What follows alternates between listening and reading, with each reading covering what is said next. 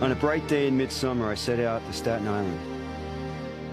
It's a place where they brought the tangible metal carnage. A place where it's going to be laid to rest. It's also the place where the final scrutiny of what is left is carried out. The final search, just in case there's something there. But I wasn't prepared for what was coming. This is a battalion chief's car. This is what I'm most used to being in at the moment. I have a very close friend, Steve Belson, who I lost, and they never found him. And he was driving the chief, and actually the chief he was driving, Oriole Palmer, was also a close friend. We worked together for years. So now this hits home for me right now at this range. God, it's unbelievable, the damage to these things.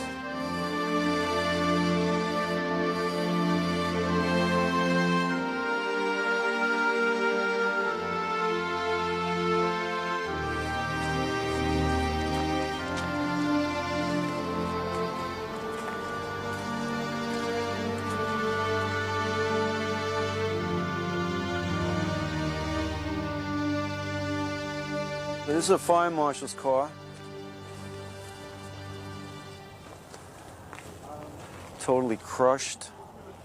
The north walkway had been leveled somewhat, not totally, but just south of that, there were the apparatus lined up against the curb, and they were crushed, and they were covered with debris, and I went down into a void to make sure it was safe for the men to go down into that void and into another void with a guy from FEMA, and he had a search cam, and at one point he also had a dog with him too. We had got an odor, and I crawled a little further down, and I found one of the brothers underneath a rear mount, and you know, we verified it with the camera and, of course, with the dog, and it was just something that was just unbelievable. Now, 8 months later, I look at these things, and it brings me right back to day one.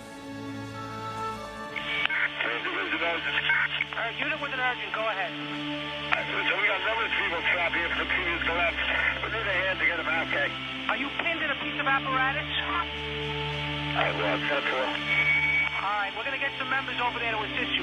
You have help on the way. Do you receive that? There is help on the way. Do you receive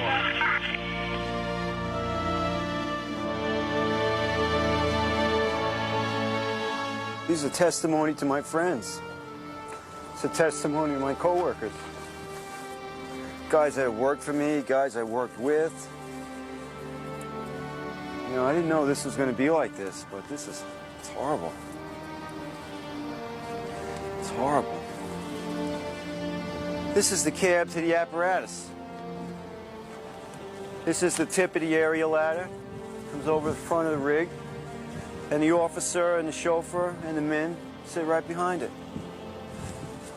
Can you imagine getting out of your apparatus and that happening to you? These things.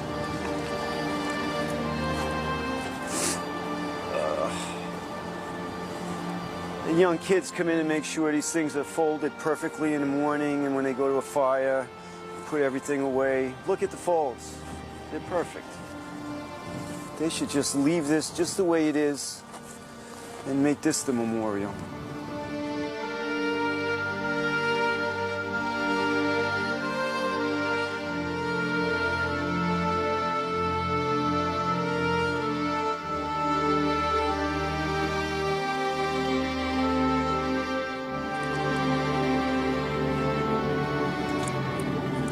I've had enough.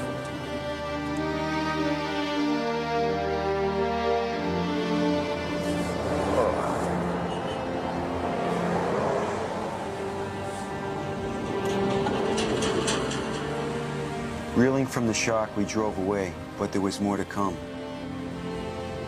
All the debris has come here for the police and FBI to check it one more time.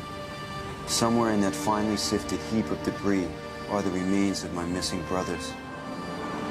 It's unbelievable. Now in there, if you can see the belts coming out? Yeah. Those are all the detectives in there, and they watch as the debris comes out on the belt. You know, they go in there and they spend their day in there and they just watch the belt. And if something comes across, they stop the belt and take it. And it comes through here, then it goes through a finer sifting machine, and it comes out like that at the end. Then that's all It's all picked up and used as fill.